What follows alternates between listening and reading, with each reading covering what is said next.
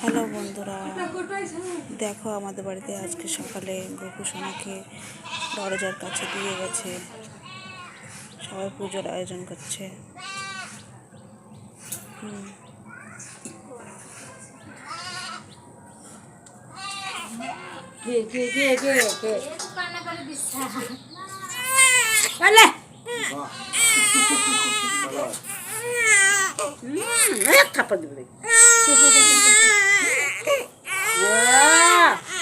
ওর রাগ বেশি, রেগে যাচ্ছে।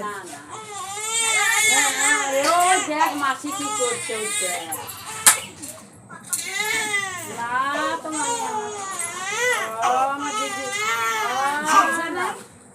আমি হাঁটতে পারবো না।